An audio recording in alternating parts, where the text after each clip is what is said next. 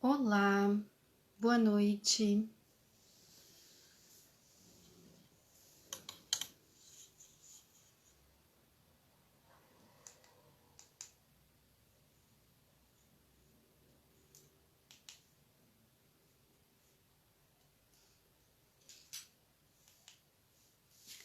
Hoje a live é sobre vítima versus algoz. Essa dinâmica dentro do nosso sistema que nos aprisiona, ao invés de nos libertar, tanto a vítima quanto o algoz.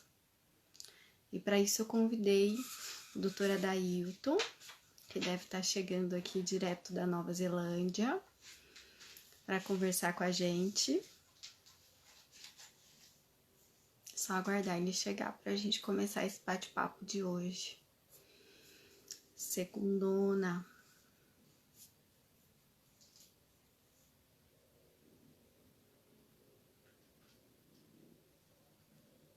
Boa noite, Denis Mara. Boa noite, Paulo. Boa noite, Érica.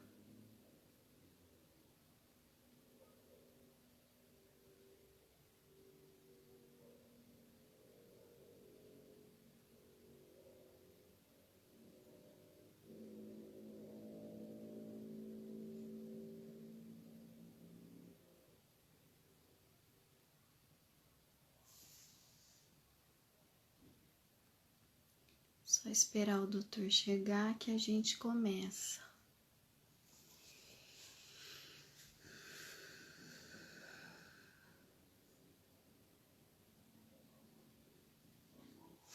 Aí, o doutor chegou.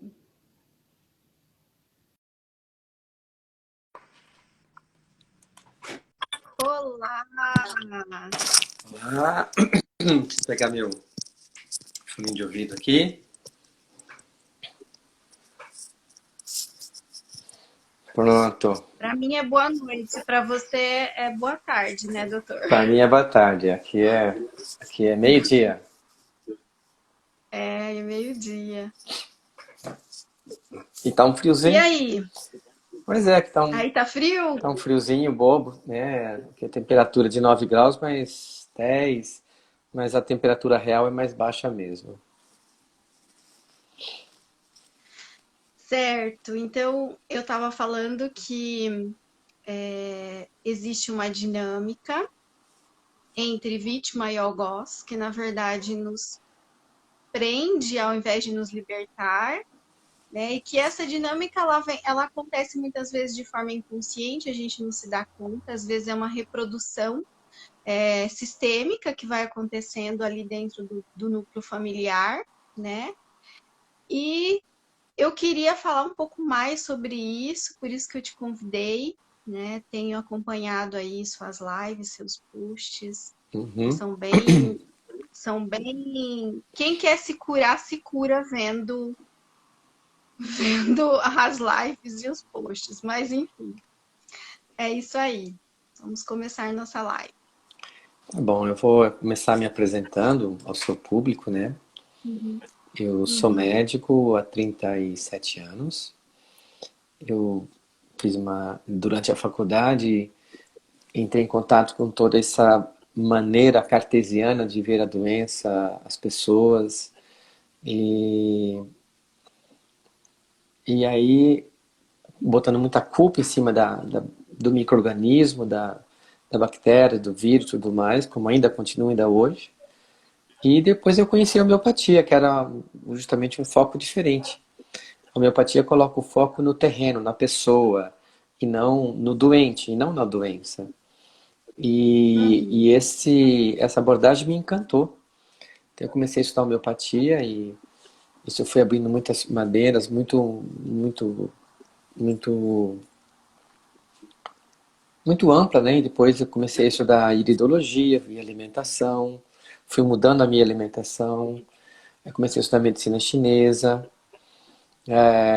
isso foi ampliando o sentido da medicina energética.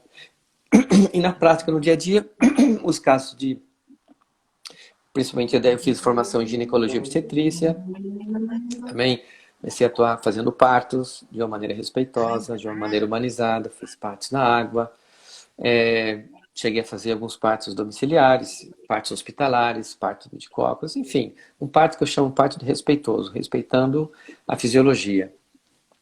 E Uhum. ah, então esse processo todo me levou depois a estudar outras coisas, estudar nova medicina germânica, estudar psicossomática, e depois uma experiência com uma constelação familiar sistêmica há 10 anos atrás. Isso me trouxe uma nova maneira de olhar a vida, me olhar a mim mesmo, olhar as relações humanas e olhar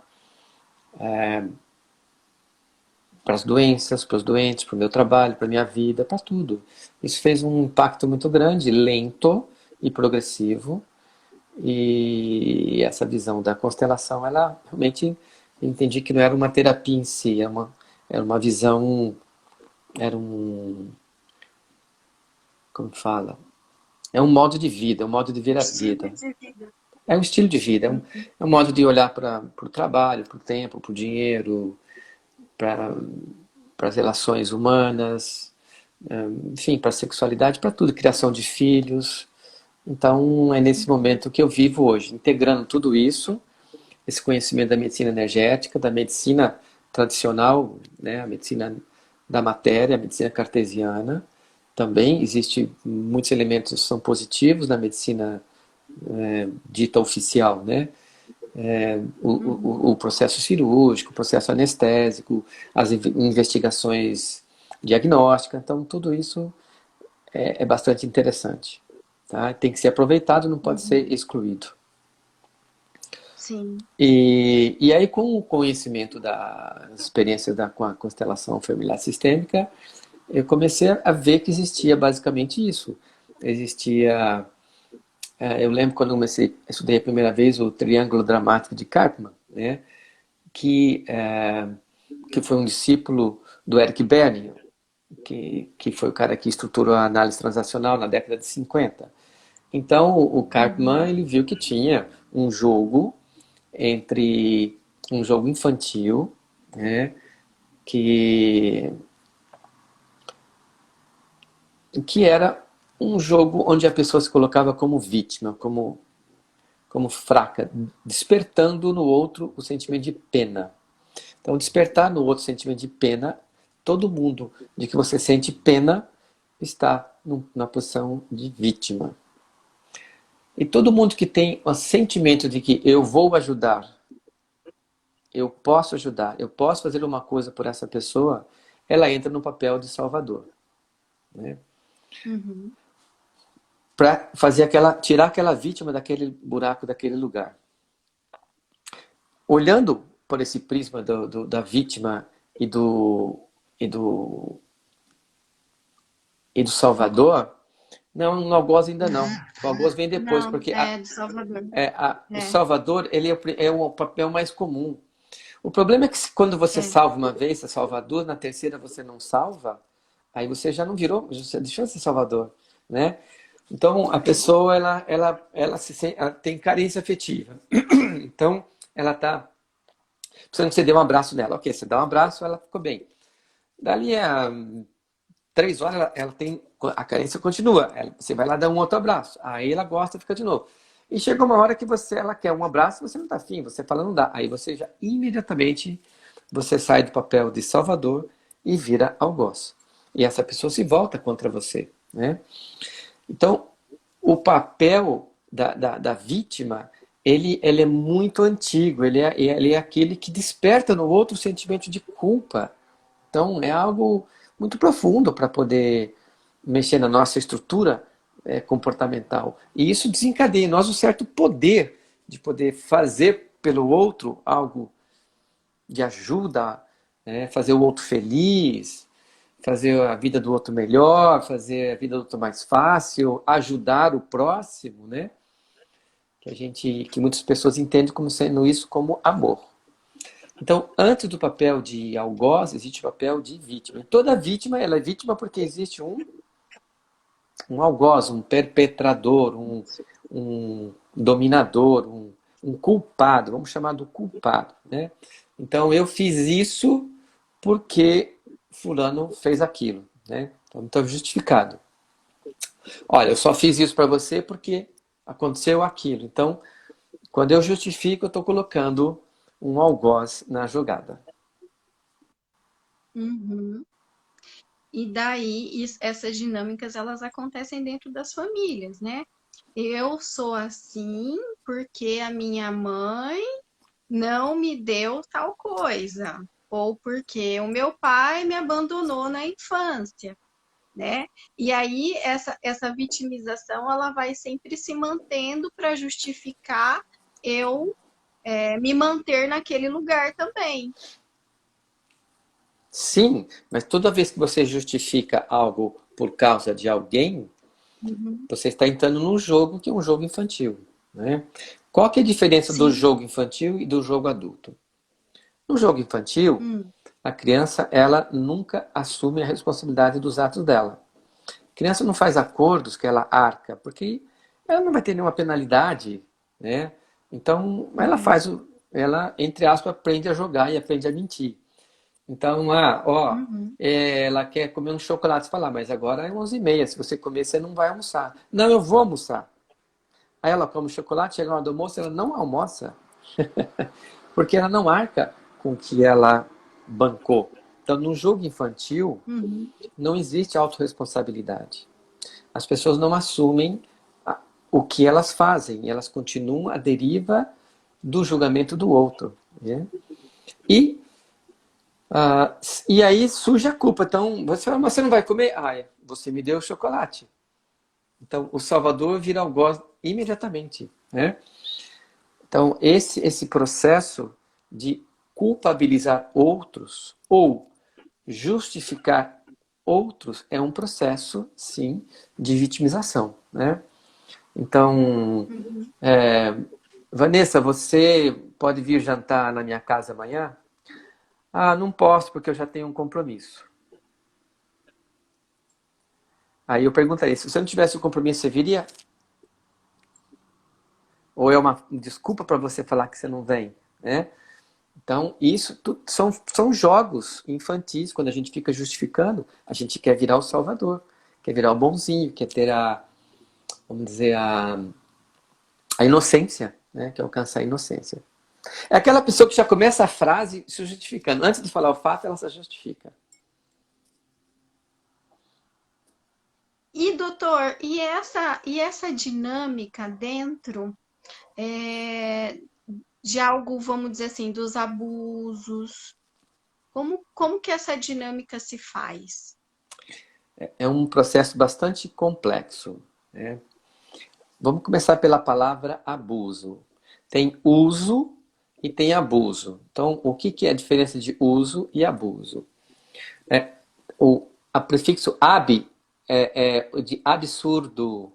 É, então, um abuso é um uso indevido. Então, eu posso andar de carro a 80, 100 por hora, mas eu posso abusar e andar a 200 por hora. Então, esse abuso, eu estou fazendo algo, um uso indevido daquilo, que é, no caso, o objeto é o carro. O que Uhum. acontece muito comumente nesse pensamento que algumas pessoas entendem que eu posso usar você para me fazer feliz. Eu posso usar você para preencher as minhas necessidades. Eu posso usar você para me dar aquilo que eu não tenho, seja material, seja emocional. Então, quando, quando que isso acontece? Quando alguém faz alguém feliz. Quando A faz B feliz. Ou quando B fica feliz porque tem A. Um exemplo clássico são os relacionamentos. Tem muitas pessoas que falam, o que que tá... sou infeliz porque eu não tenho relacionamento. Tá. Aí quando tem um relacionamento, é infeliz porque tem um relacionamento. E, e então, assim, ou fica feliz porque tem um relacionamento. Aí o relacionamento vai embora, ela fica infeliz. porque aquele relacionamento preenchia algo nela. E isso é um abuso. Eu estou Uhum. usando o outro a favor, né? Esse processo, ele é bem estudado em termos da dinâmica do Reich, num procedimento a gente entende como sendo a psicopatia. O psicopata, ele é usado, ele é abusado pela mãe para a mãe ser feliz. Então, ele é o menino que faz a mamãe feliz, ele é aquele que a mamãe dá bicotinha na boca, sabe? É aquele que a mamãe fala, você é tudo para mim.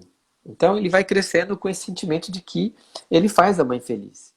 No fundo, a mãe está usando ele para se fazer feliz. E isso é um abuso.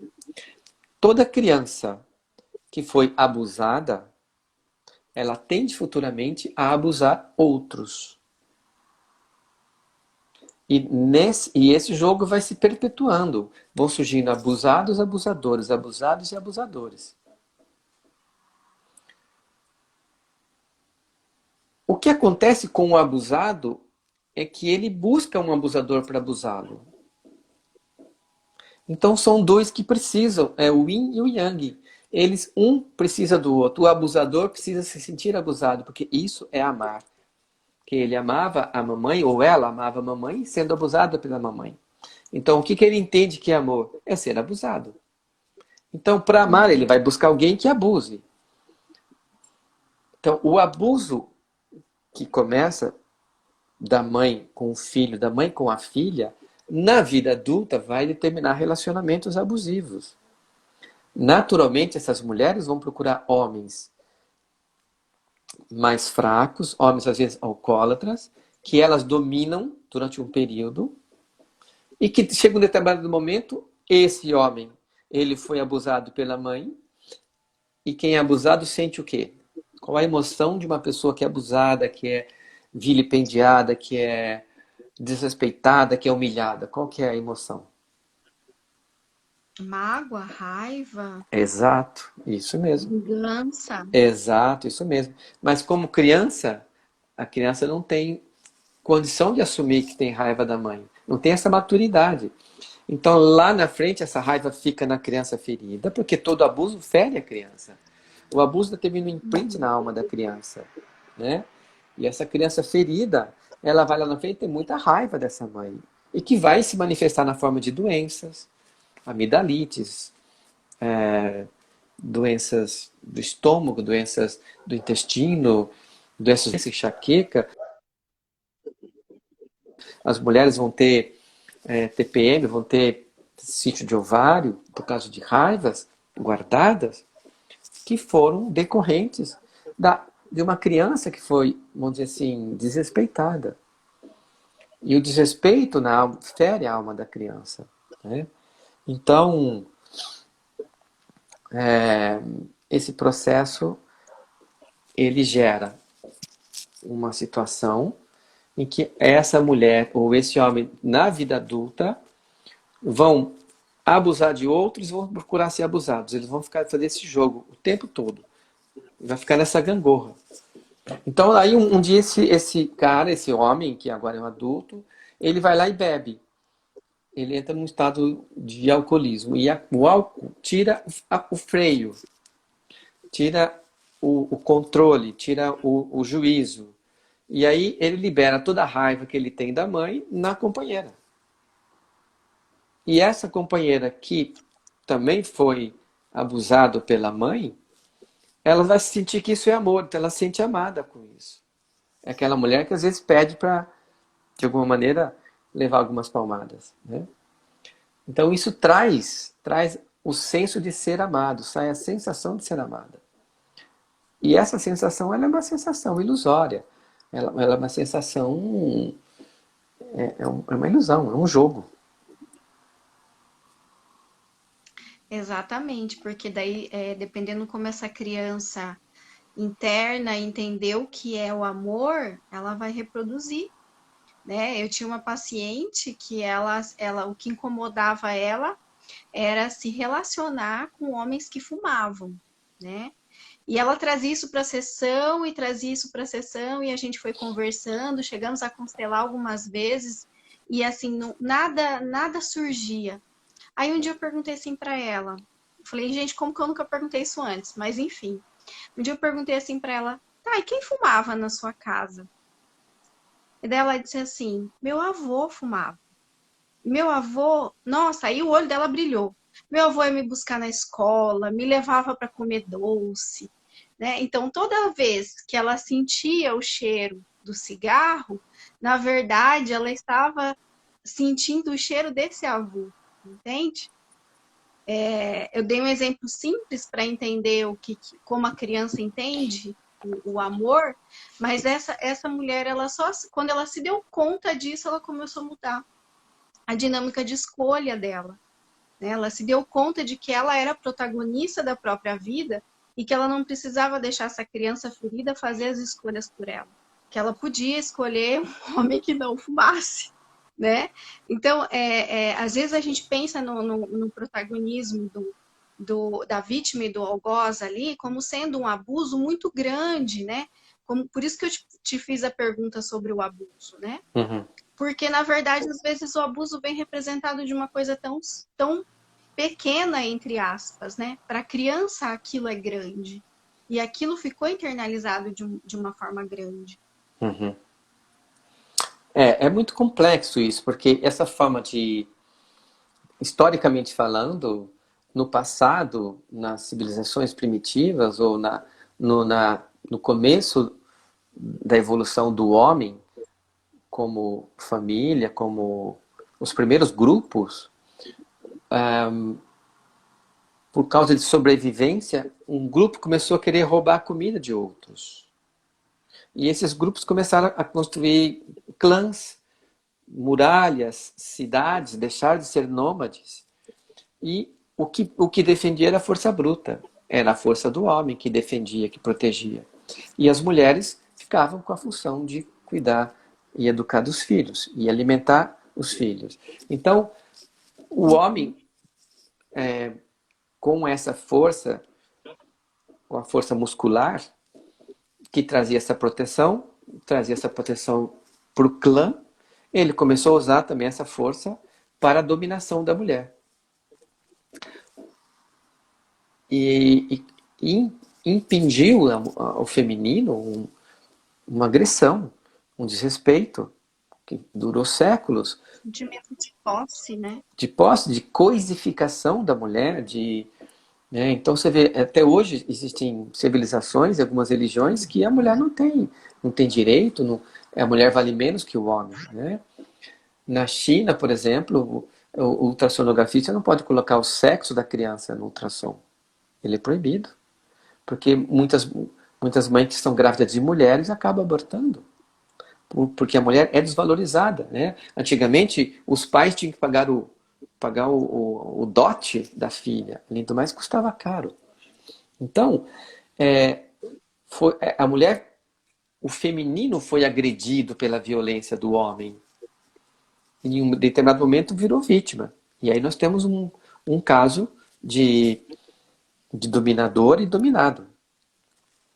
O que Uhum. acontece é que a mulher tem uma força emocional e espiritual muito maior que a do homem. A força da mulher não é muscular, não é pela testosterona. A força da mulher é espiritual. Tanto assim que a mulher, ela Uhum. aguenta o trabalho de parto, aguenta as dores muito mais que um homem. A mulher é muito mais resistente que um homem. E aí, o que as mulheres descobriram? Ah, ok, mas todo homem nasceu de quem? De uma De uma mulher. mulher. Então elas falam, E do homem também. sim, mas eles são criados pela mulher. Eles são educados pela Uhum. mulher, ficam dentro da barriga da mulher, Sim, amamentado pela mulher. A mãe, ela tem sim. uma importância na, na vida de um homem muito maior que a do pai. Pelo menos nos 7 primeiros Uhum. anos. Né? Então, esse homem acabou ficando Sim, preso a sim. essa mãe, ficou preso a esse amor materno, a essa segurança, a esse colo, a esse referencial. E as mulheres começaram a criar homens presos às mães. Porque esses homens que ficaram presos às mães, eles não eram tão violentos lá na frente, eles não eram tão, vamos dizer assim, eles não Agressivos. eram tão agressivos, né? Em termos. E então esse jogo foi virando com o passar dos séculos. E hoje em dia a gente vê o quê? Justamente a decorrência disso. Posso estar errado, mas como eu vejo, tá? Eu vejo que nós vivemos num Uhum. matriarcado total. As mulheres controlam as famílias, o que uma mulher não quer numa casa não acontece. A mulher educa o filho do jeito que Sabe ela qual que é o quer. problema? E aí, o que acaba... Mas sabe qual Ah, que é o problema? Eu concordo. Podemos até estar nesse movimento já matriarcal. Mas ela vem com não com a energia da fluidez do yin. Ela vem com a energia, muitas vezes até distorcida, do yang. exato. Então a gente está Porque com é a uma mulher guerra. dominando, é. E vai gerar uma Então a gente ação, está com a mulher uma reação. dominando, Uhum, mas ela não, ela tá, mas ela não tá. É o matriarcado, mas ele não vem carregado dessa energia de sutileza, da espiritualidade, da doçura. Ela vem carregado ainda da competição, né? Ainda do não demonstrar a vulnerabilidade. uhum, Né? Por isso que eu vejo ainda muito essa dinâmica de vítima e algoz. Às vezes entre as próprias mulheres mesmo, sabe? Aquela ali, ela é frágil demais. Aquela ali é vulnerável demais, né? Isso que é qualidade do feminino fica abafado, uhum. né? Exatamente. E eu acho que eu tenho uma outra qualidade que eu vejo do feminino como ginecologista, trabalhando com mulheres há tantos anos, que é a história do Uhum, óvulo. O óvulo ele não tem movimento. O óvulo ele é movido pelos cílios da trompa, né? Quem tem movimento é o uhum, espermatozoide. Aliás, uma dica para quem está nos assistindo aí, né? Para que um relacionamento dê certo e seja saudável, quem deve tomar a primeira atitude é o masculino, que dá o movimento. A mulher seduz, o homem conquista. Dica para as meninas, tá? Então, ótima dica. não avance e peça o WhatsApp do camarada, porque isso não vai ter força, tá? Então, a mulher no feminino tem força, o homem no masculino tem força. Tem duas polaridades que se ajuntam e se separam, se ajuntam e se separam. Então, eles vão sempre fazendo esse fluxo de expansão e contração, né? Mas, voltando, me perdi. Eu estava falando... Você estava falando sobre o movimento do óvulo. Ok, então o óvulo é isso, o óvulo ele não tem, ele acolhe e o espermatozoide vem. Então, o feminino, a essência do feminino é acolher. De alguma maneira é aceitar, né? É aceitar. É, o movimento a própria palavra movimento, ela já vem é uma coisa do masculino, do avanço, né? Da luta, da Uhum. guerra, do trabalho, então é algo que não tem a ver, né, com a essência do feminino. Mas eu concordo com você, sim, o feminino ele acontece justamente, ele está distorcido dentro de nós. Todo homem tem um feminino, toda mulher tem um masculino. Então, o meu masculino vem dos conceitos da minha vivência com a minha mãe e com o meu pai. O problema, Vanessa, é que a criança, durante 5 anos, não aprende pelo que ela escuta. A criança não aprende com o que ela vê. Ela aprende pelo que ela sente, porque a mente da criança, ela tem uma mente como se fosse a do cachorro. O cachorro vê emoções. A criança só vê emoções, ela vê pensamentos desde o útero. Ela tem um frequencial de onda cerebral que ela capta as emoções da mãe e do pai. Tanto sim que uma criança de 1 ano, ela já entendi criança de 10 meses com pneumonia porque os pais estavam se separando. Não sabia nem falar, nem andar. E já estava captando o problema dos pais sobre ela. Então, aí ela vira o quê? Aí ela é vítima. Ela se faz como vítima. É. Eu carrego o problema de vocês, sim. Né? Então, a criança, ela aprende esse jogo de masculino e feminino sem palavras. E ela é do quê? Essa desorganização que vem de séculos em séculos. Até que a gente consegue fazer um pouquinho melhor. Então, se eu conseguir avançar um pouco, eu estou ajudando a minha filha, que vou ajudar um pouquinho mais meu neto e meu bisneto. Mas se eu Uhum. entro no mesmo jogo, só vai piorar. Né? Só vai piorar. Então, Exato. vai piorar. A conexão com o meu feminino, a conexão com o meu masculino, ela precisa de um ato de coragem. Ela precisa de uma ousadia e de um conhecimento. E de autoconhecimento. E aí que entra todos Exatamente. os processos terapêuticos de autoconhecimento. Né? Seja, ok, seja terapia, seja... Nossa, tem tantas terapias que ajudam no autoconhecimento hoje em dia. Né? A constelação é apenas mais uma delas. Mas a constelação mostra Uhum. esses conflitos transgeracionais. Né? Então, em alguns exercícios eu levo numa meditação muitas pacientes ao momento dentro do útero. E ali eu faço ela sentir o que a mãe sentiu quando ela estava dentro da barriga. A última vez que eu fiz isso, a paciente falou assim: como é que sua mãe se sentiu? Ela disse: que roubada eu estou entrando, hein? Ou seja, veio uma rejeição profunda dessa filha que nunca aceitou a mãe. Então ela tem um problema. Quando você não aceita, quando você guerria, quando você tem raiva, você está presa ou está livre? Tá preso. Está presa. Então, é uma mulher que tem raiva da mãe, que ela não toma o feminino dela, ela entra numa postura um pouco mais masculina, porque do pai veio alguma coisa, mas ela vai casar, vai ter filho, vai ter um monte de coisa, mas vai vir uma doença, ou um sintoma, para mostrar para ela que aquilo ainda não está acertado. Para levá-la a uma nova E situação isso de é vida. tão forte. Isso que você está falando é tão forte. Eu fiz essa dinâmica com o Dr. Adalberto Barreto. E quando eu fiz, a minha avó paterna faleceu alguns meses antes de eu nascer.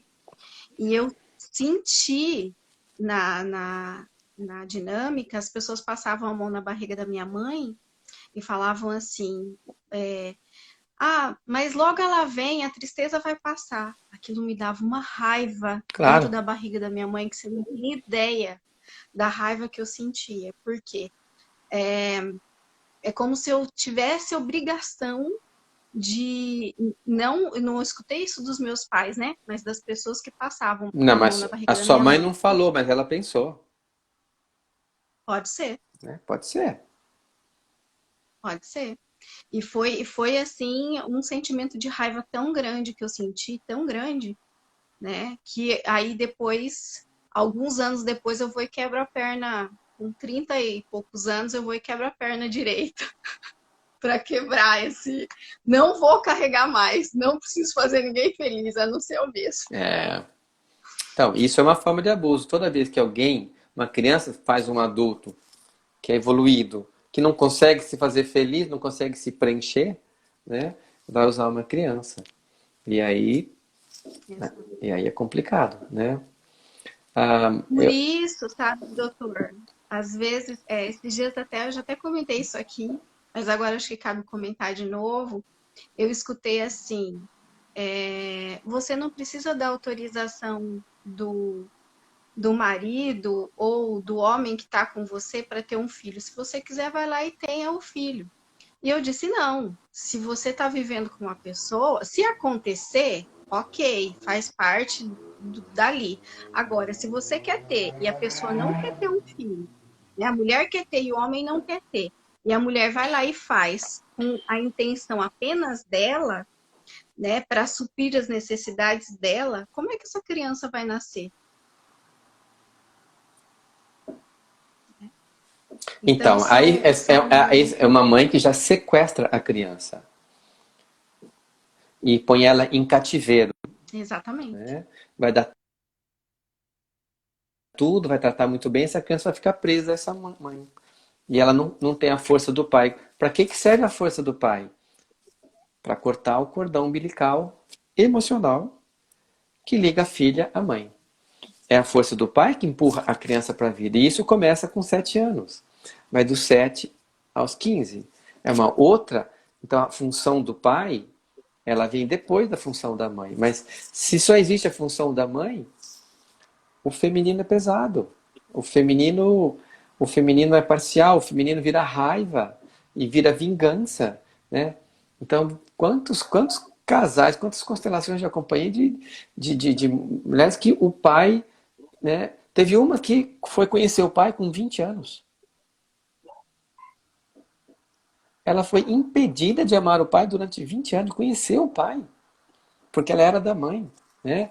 Então, eu entendi uma mulher que teve um problema, um parto difícil, quase morreu no parto, a criança quase morreu também, ela se recuperou com 4 dias depois do parto, teve uma hemorragia tão grande, quase morreu de novo, e aí fui fazer um trabalho com ela. Nossa, ela era a típica abusada, ela era propriedade da mãe dela. E isso gera... O que ela procurou? Quais foram os relacionamentos que ela procurou antes desse atual marido? O que você acha? Todos abusivos. Todos abusivos, inclusive fisicamente, né? Ela procurava homens que batiam nela ou abusavam sexualmente dela, porque ser abusado é amar. É como ela aprendeu que era amar a mãe. Até ela crescer e tomar autorresponsabilidade e aprender que amar não é isso. Só que isso leva um tempo. Isso não passa de mais. Isso leva anos. Anos e anos e anos depois que toma consciência. Não é... eu fui consultar uma vez uma paciente, ela falou assim, o que passa? Eu queria entender por que o câncer da tireoide voltou. Eu peguei essa frase e anotei. Aí contou toda a história. Eu falei, entender não vai resolver. Você já entendeu o porquê você teve o câncer da tireoide. Ele falou, já entendi. Tá. Se você entendeu, e aí você fez um monte de terapia e achou que isso entender adiantava, eu vou dizer para você que não adianta. E segunda coisa, o câncer não voltou. Ele nunca foi embora. Então a gente quer entender as coisas como forma de entender porque eu fui ser abusado, porque eu fui ser abusado, porque por causa disso, porque meu primo abusou sexualmente de mim, porque meu padrasto abusou sexualmente de mim, porque, ok, é um ato horrível, cruel, desrespeitoso, abominável, né? A utilização de uma criança num contexto sexual. Ela não está preparada para isso. Ela não tem maturidade emocional, espiritual para lidar com a sexualidade. Mas ela faz parte de um sistema onde o abuso acontece de outras maneiras. E às vezes vem da mãe, não vem nem do pai. E assim, tanto que muitas mulheres que foram abusadas, né, falam assim que a maior raiva delas é da mãe, que sabia. E não fez nada. Sim, E não fez porque minha nada. mãe não me defendeu. E não fez nada. Porque estava dentro de um princípio que a gente usa aí em constelação, que é eu por você. Ou a mãe, sem falar, na boca, sem pensar nitidamente, mas olha, tenho um problema, então vai você por mim nesse problema, eu não quero mais. E a filha, cheia de fidelidade, de gratidão, eu vou por você, mamãe. E entra numa roubada, aí sim, né? Então, e aí fica um nó que ela vai influenciar a sexualidade dela, relacionamento, profissão, insegurança, uma série de coisas que vão virar, inclusive, doenças. Câncer de tireoide, vão virar câncer de intestino, câncer de mama, que muitas vezes é a raiva da mãe ou raiva do pai, né? Uma vez eu atendi uma paciente que disse assim que a mãe dela nunca mais falou com o pai dela. A mãe não falou com o pai dele, com o avô dela, tá? Porque a avó tinha muitos filhos, descobriu, e o pai falou, chegou uma hora, esse avô falou, olha, tô fora, eu vou para um outro relacionamento. E ela não conseguiu lidar com isso. E aí ela chamou todo mundo para ir para casa dela, e ela se enforcou. Quando todo mundo chegou lá, ela deixou um bilhete, olha, eu fiz isso por causa do pai de vocês. E todos os filhos viraram contra o pai. Isso é vítima e algoz. Esse é um exemplo nítido de vítima e algoz. Então, todos esses filhos se voltaram contra o masculino, inclusive a mãe dessa minha paciente. Tá? Só que eu falei, e a mãe da sua avó? Ah, minha bisavó também se suicidou. Olha só. Então é uma coisa que vem. E aí tem uma mãe presa, mãe. A mãe virou o quê? Mãe da mãe, porque a mãe não teve mãe. E aí ela virou mãe da mãe, vira mãe, vai virando mãe da mãe. E um negócio que também é vítima e algoz. Ser mãe da E aí, mãe. aquele que se matou está a serviço, né? Mas o problema Para é, que as pessoas olhem para essa dinâmica. quando uma filha acha que ela pode cuidar da mãe, quando uma filha acha que ela pode ajudar a mãe, quando uma filha acha que ela pode fazer algo pela mãe em retribuição, ela sai do papel de filha. Porque filha não é para dar para a mãe, filha recebe, filha não dá. E a gente tem, a nossa filha tem 5 anos, vira e mexe, ela quer fazer coisas pra gente. Não, eu me sirvo. Não. A gente vai brecando, para ela sentir que é o lugar dela de filha, é um lugar de criança, ela não precisa servir, estar a serviço de adulto. Sim. E aí tem um jogo também de dominação sutil. É uma linha, como falou, é uma linha muito tênue. Né? Os nossos referenciais de amor é que são complicados, porque o amor é aquilo que o Hellinger fala, né? O amor ele não tem intenção. O amor começa comigo mesmo. Né?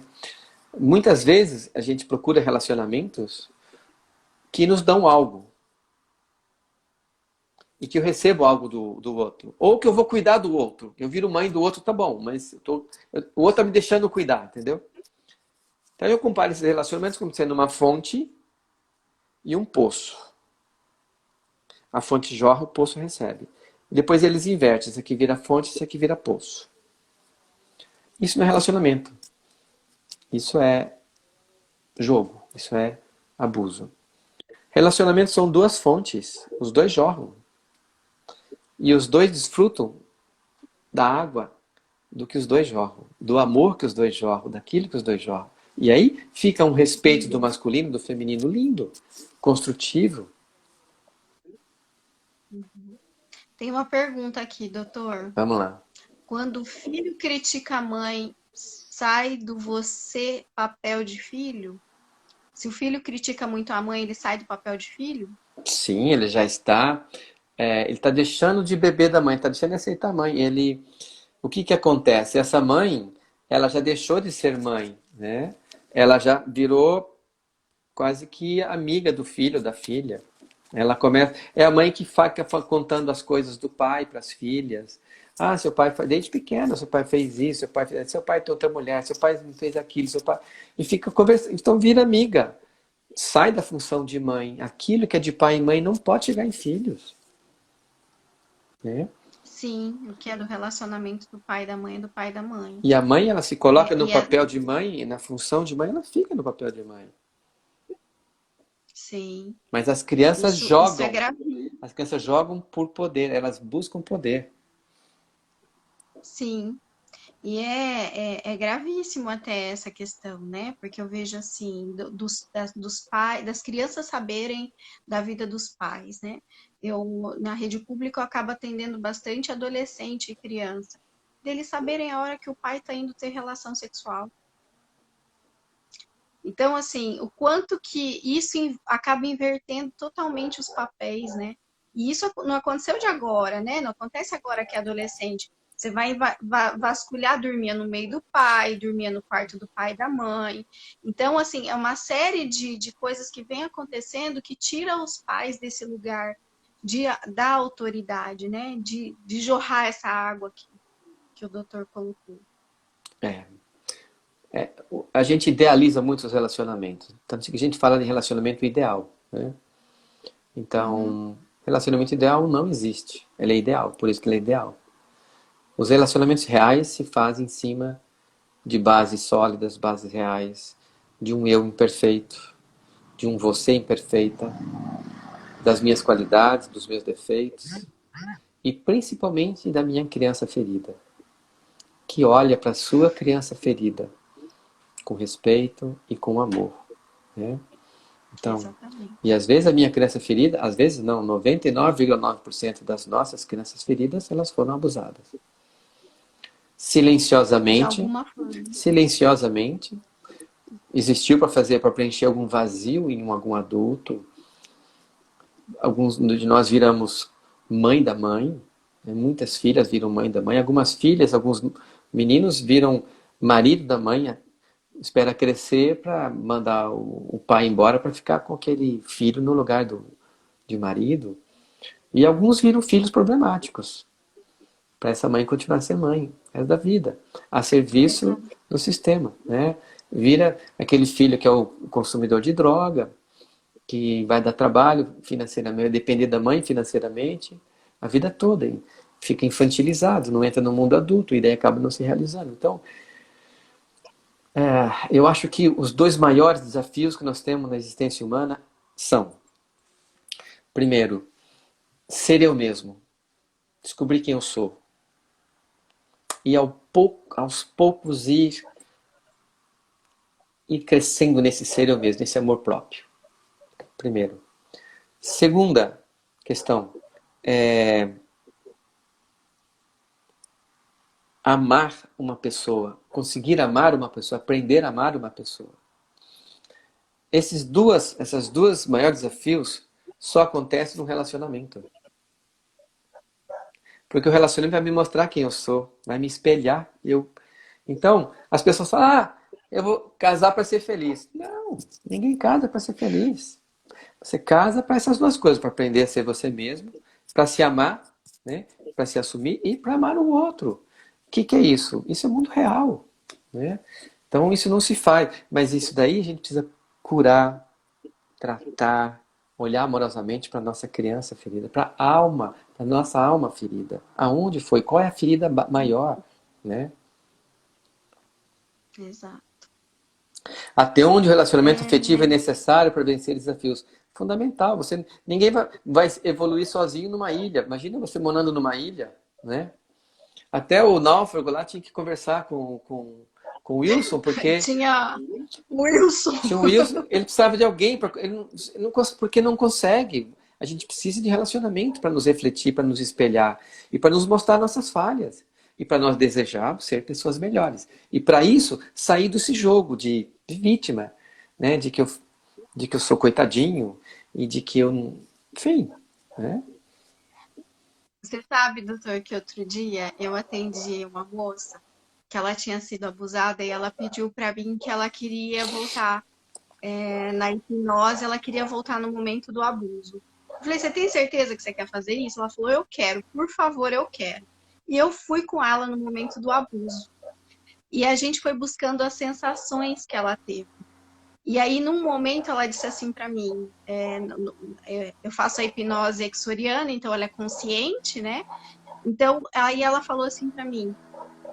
Eu falei, o que você sentiu? Ela, raiva, o que mais? E ela foi falando, até que ela começou a chorar e disse assim: eu senti prazer. Aí, a hora que ela falou isso pra mim, eu cheguei a me arrepiar, porque ali ela estava virando o protagonista da vida dela. Né? Uhum, Ela estava saindo do papel da vítima. Por quê? O corpo, ele não entende que é um abuso. uhum, O que entende que é um abuso é a alma, uhum. né? Que está sendo invadida, vamos dizer assim. E aí, a hora que ela voltou da hipnose, ela falou assim: nossa, agora eu entendi porque eu me sinto como eu me sinto. Uhum. Porque eu me sentia culpada. Né? E a gente foi conversando sobre isso e era a culpa que ela sentia era de estar se sentindo vítima daquela situação, da qual ela também tinha sentido prazer. Por mais dor que havia de um lado, do outro também havia prazer. Muitas E essa mulheres dinâmica, vivem essa culpa, né? E muitas vezes eu já vi constelações em que as filhas entravam nessa situação de abuso, seja com pai, com padrasto, com tios, com avós, com vizinhos, com primos, e normalmente tinha escondida a participação da mãe, que não queria estar nessas coisas, né? E teve uma situação que a mãe foi ajudada por uma por uma irmã dela que tinha um filho. E esse filho era 10 anos mais velho que a filha dela. E, e esse filho começou a abusar dessa filha.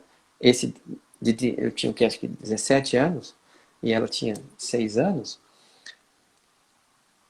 A mãe sabia. Mas a mãe não falou nada porque ela devia muito para outra. Aí fala, como você se sentiu? Eu me senti uma moeda de troca. Né? Então, o abuso sexual, ele é horrível. Ele é um ato de desrespeito à alma da criança total. Sim, Ele pode ser sim, silencioso.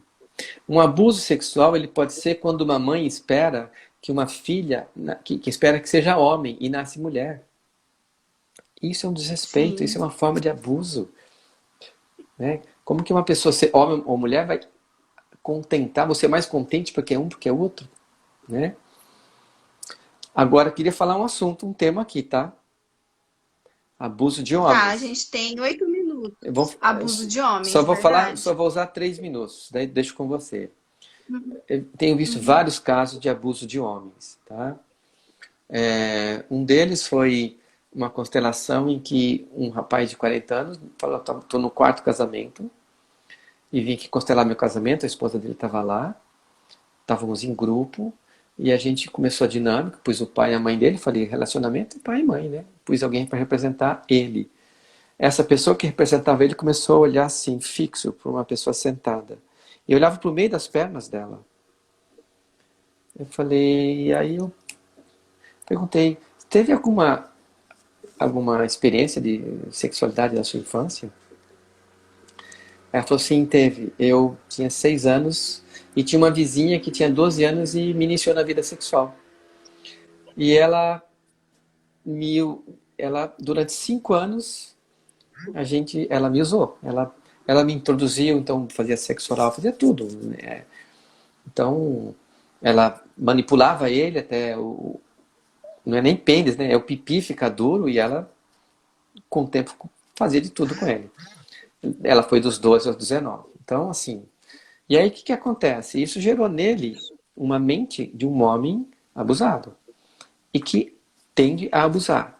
Então, aí entra adição à pornografia, adição a drogas, adição ao sexo, a uma série de coisas, porque essa alma dessa criança, desse homem, foi violada. Né? É a alma, a ferida da alma. Né? Meninos também que são abusados por homens e acabam sendo levando essa marca para o resto da vida. Né? O abuso dos pais violentos que batem nos filhos, né? Mães que batem nos filhos com cinta, com, com tanta coisa, né? Com vara de marmelo, com chinelo, com tanta coisa. Tinha até barra de ferro a gente vê que pessoas batem. Então, assim, essa agressão, esse abuso, esse desrespeito às crianças vão gerar adultos desequilibrados e que vão perpetuar esse ciclo de perpetrador ou algoz de alguma maneira e também vão virar vítimas ao tempo todo. Vão jogar na gangorra. Exatamente, né? Porque essa dinâmica de a gente só olhar para o lado do feminino e esquecer de olhar que o masculino também é abusado, também é uma forma de manter essa dinâmica de vítima e algoz, né? Sim, Outra coisa que eu acho importante os sistemas olharem, é uma coisa que eu tenho olhado muito enquanto sistema público, né, aqui no Brasil, é que o algoz ele também precisa ser olhado. O abusador, ele também precisa ser acolhido. sim. Porque enquanto a gente não acolher esse abusador, as dinâmicas não mudam, Uhum. né? A vítima continua sendo vítima, a mulher abusada continua sendo mulher abusada, E o porque ela culpado é o fica algoz, nessa. a culpada é o outro. Exatamente. Exatamente. Ela sai de uma relação, ela entra em outra. E às vezes, se ela se empodera de si, o abusador tá lá, buscando uma vítima para se linkar, né? Então, se a gente não acolher esse abusador também, essa dinâmica não muda, Às vezes ela né? se Então, acho empodera de muito si, importante. ela se empodera de si e fica sozinha. E não se relaciona mais com nenhum homem. Porque nenhum homem Sim, presta. exatamente. Que solução é essa, né? Então, Que solução é essa? então é isso mesmo. Acho que o nosso maior desafio é amor. Como eu falei, né? O desafio é autoconhecimento e o amor. Entender o que é amor, viver o que é o amor, amar a si mesmo, amar o próximo. E o amor não tem nada disso. No amor eu não uso você para ser feliz. Eu vou ser feliz com as É, minhas realizações, né? E assim, o nosso sistema hoje aqui, né, até penitenciário, ele está muito em cima de o abusador tem que ser culpado mesmo, tem que pagar, né? A culpa é dele. E já vimos que ele faz parte de uma coisa maior, né? E a gente vê isso na visão sim, sistêmica. É isso aí. sim. É isso aí. Só para terminar, teve uma pessoa que colocou aqui que o ex-marido também tinha sido abusado pela irmã mais velha, mas que ele não vê isso como abuso. A forma como a gente trata isso também, a gente pode tornar essa ferida ainda maior para a alma. Né? Se aquela pessoa ainda não entendeu que aquilo é um abuso, a gente precisa ter muito cuidado como toca nesse assunto, né? Porque senão essa ferida ela se torna muito maior do que ela é. Então é preciso ter cuidado com isso também, né? Minha maneira de enxergar. E aí tem a Dani que comentou aqui, que ela é psicóloga do fórum, que realmente não tratamos nem dos pedófilos, né? Então, realmente é um sistema que a gente precisa olhar com mais carinho, né? Para sair desse movimento que, que estamos, né? A intenção dessa live foi isso, foi trazer aqui para que a gente pudesse olhar esse sistema com bons olhos e não mais com julgamento. Bons olhos são os olhos amorosos. Eu vou olhar para o abusador. Ok, sim. O ato é horrível, sim. Mas ali tem uma alma, uma criança ferida dentro dele. O abusado tem uma criança tão ferida quanto o outro. Os dois estão feridos. E os dois precisam do meu respeito e do meu amor, não do meu julgamento. Não do meu dedo acusando. Exatamente, exatamente. Doutor, gratidão, muito obrigado. Foi maravilhoso o nosso bate-papo. Espero que a gente possa fazer outras vezes. É muito gostoso te ouvir falar. Eu sempre escuto as suas lives, porque é muito aprendizado, né? E não tenho nem palavras para agradecer a quantidade de aprendizado que essa noite aqui em 1 hora trouxe para a gente. Que bom, eu agradeço a você o convite, a deferência e tudo que você falou, tá? Sou muito grato mesmo e por essa oportunidade de levar essas experiências e um conhecimento amoroso para uma vida melhor, mais saudável, mais feliz, mais leve para todos nós. E é um grande desafio que todos nós temos. Eu também tenho os meus. Obrigado. Gratidão. A live vai ficar aqui gravadinha para quem quiser assistir de novo. Ok.